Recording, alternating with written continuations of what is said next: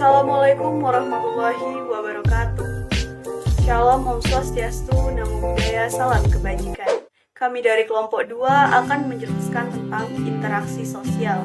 Video ini dibuat untuk memenuhi tugas pengantar sosiologi dengan dosen pengampu Ibu Rahma Syafikri. Adapun anggota kelompok kami, yang pertama saya sendiri, Hafiani Septiendri, kemudian Nelinia Auhija, Lanjar Sari, Ainul Nurmadiah, Kurnia Zahratul Aini, dan Pranedia Derina Fisanti. Interaksi sosial adalah suatu konsep abstrak pada kejadian-kejadian yang tidak terbilang banyaknya, di mana orang saling bertemu, entah secara tatap muka atau secara tidak langsung, dengan maksud damai atau bertikai untuk bekerja sama atau bersaing. Gillen and Gillen mengatakan interaksi sosial ialah hubungan-hubungan sosial yang dinamis yang menyangkut hubungan antara orang perorangan, antara kelompok, atau antara orang perorangan dengan kelompok manusia. Proses interaksi sosial menurut Herbert Blumer adalah pada saat manusia bertindak terhadap sesuatu atau dasar makna yang dimiliki sesuatu tersebut bagi manusia. Kemudian, makna yang dimiliki sesuatu itu berasal dari interaksi sosial antara seseorang dan sesamanya. Dan terakhir adalah, makna tidak bersifat tetap, namun dapat dirubah. Perubahan terhadap makna dapat terjadi melalui proses penafsiran yang dilakukan orang ketika menjumpai sesuatu. Proses tersebut disebut juga dengan interpretatif proses. Interaksi sosial dapat terjadi bila dua individu atau kelompok terdapat kontak sosial dan komunikasi. Kontak sosial merupakan tahap pertama dari kejadiannya hubungan sosial. Komunikasi merupakan penyampaian suatu proses informasi dan pemberian tafsiran dan reaksi terhadap informasi yang disampaikan. Tharp dan Yoles menunjukkan beberapa hal yang dapat menjadi sumber informasi bagi dimulainya komunikasi atau interaksi sosial. Sumber informasi tersebut dapat terbagi dua, yaitu ciri fisik dan penampilan. Ciri fisik adalah segala sesuatu yang dimiliki seorang individu sejak lahir yang meliputi jenis kelamin, usia, ras, penampilan.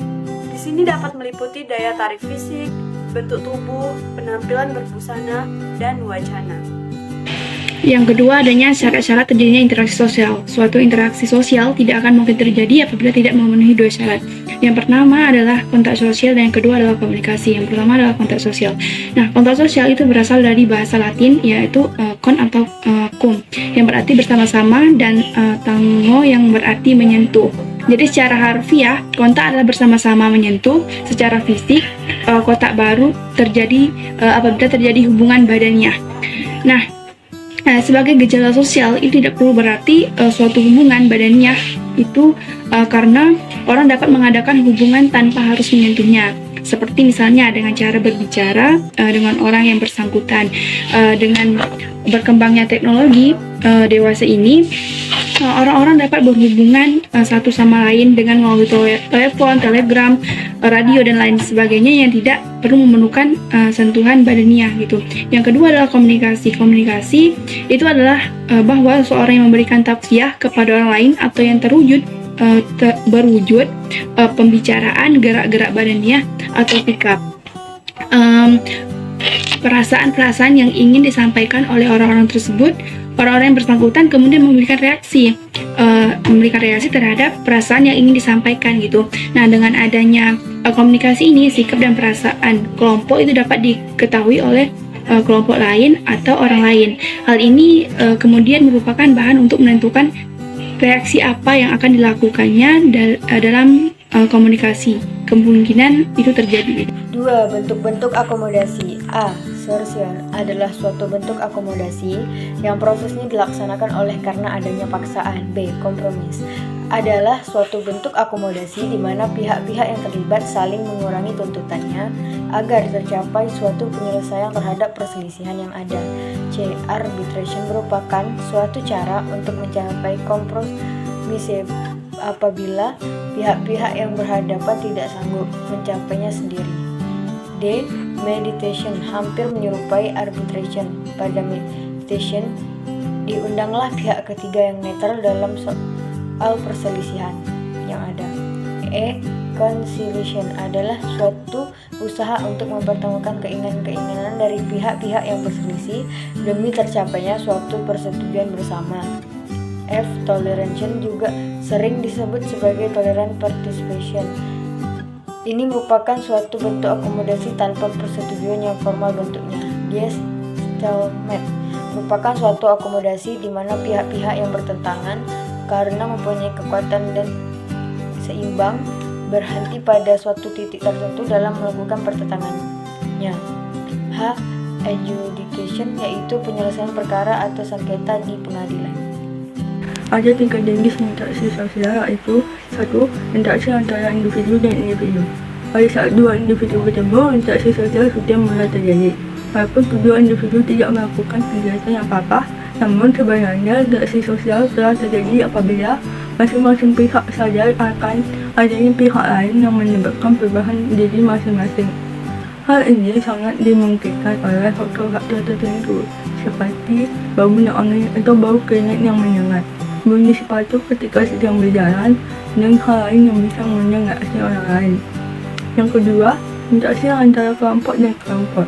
Interaksi jenis ini terjadi pada kelompok sebagai satu kesatuan, bukan sebagai pribadi-pribadi anggota kelompok yang bersangkutan.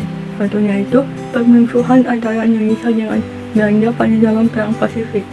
Yang ketiga, interaksi antara individu dan kelompok.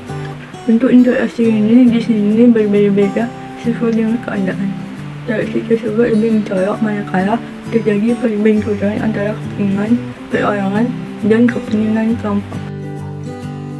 Nah, selanjutnya ada pun ciri-ciri dari interaksi sosial. Nah, yang pertama itu ada pelaku dengan jumlah lebih dari satu orang. Yang kedua, ada komunikasi antar pelaku dengan menggunakan simbol-simbol. Yang ketiga, ada dimensi waktu, bisa dibilang masa lampau, masa kini, dan masa mendatang, yang menentukan sifat aksi yang sedang berlangsung. Dan yang keempat, ada tujuan tertentu. Terlepas dari sama tidaknya tujuan tersebut dengan yang diperkirakan oleh pengamat. Nah, tidak semua tindakan merupakan interaksi. Hakikat interaksi terletak pada kesadaran mengarahkan tindakan pada orang lain. Harus ada orientasi timbal balik dengan pihak-pihak yang bersangkutan tanpa menghiraukan isi perbuatannya. Cinta atau benci, kesetiaan atau pengkhianatan, maksud melukai atau menolong. Nah, selanjutnya ada pun faktor-faktor dari interaksi sosial. Kelangsungan interaksi sosial, sekalipun dalam bentuknya yang sederhana, ternyata merupakan proses yang kompleks.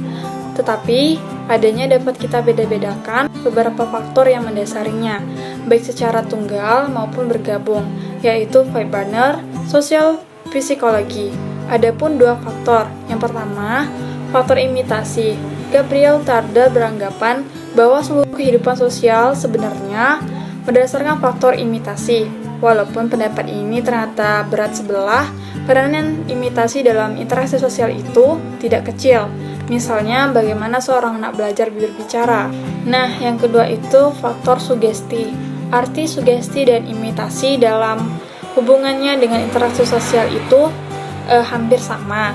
Bedanya adalah bahwa dalam imitasi itu, orang yang satu mengikuti sesuatu di luar dirinya, sedangkan pada sugesti, seseorang memberikan pandangan atau sikap dari dirinya yang lalu diterima oleh orang lain di luarnya. Terdapat beberapa keadaan tertentu serta syarat-syarat yang memudahkan sugesti terjadi, yaitu yang pertama ada sugesti karena hambatan berpikir. Dalam proses sugesti terjadi gejala bahwa orang yang dikenainya mengambil alih pandangan-pandangan dari orang lain tanpa memberinya pertimbangan-pertimbangan kritik terlebih dahulu. Yang kedua, ada sugesti karena keadaan pikiran terpecah-pecah atau disosiasi. Selain dari keadaan ketika pikiran kita dihambat karena kelelahan atau karena rangsangan emosional, sugesti itu pun mudah terjadi pada diri seseorang apabila ia mengalami disosiasi dalam pikirannya, yaitu apabila pemikiran orang itu mengalami keadaan terpecah-pecah. Yang ketiga, ada sugesti karena otoritas atau prestis. Dalam hal ini, orang cenderung menerima pandangan-pandangan atau sikap tertentu apabila pandangan atau sikap tersebut dimiliki oleh para ahli dalam bidangnya sehingga dianggap otoritas pada bidang tersebut atau memiliki prestis sosial yang tinggi. Yang keempat ada sugesti karena mayoritas. Dalam hal ini orang lebih cenderung akan menerima suatu pandangan atau ucapan apabila ucapan itu didukung oleh mayoritas, oleh sebagian besar dari golongannya, kelompoknya, atau masyarakatnya. Yang kelima ada sugesti karena will to believe. Terdapat pendapat bahwa sugesti justru membuat sadar akan adanya sikap-sikap dan pandangan-pandangan tertentu pada orang-orang.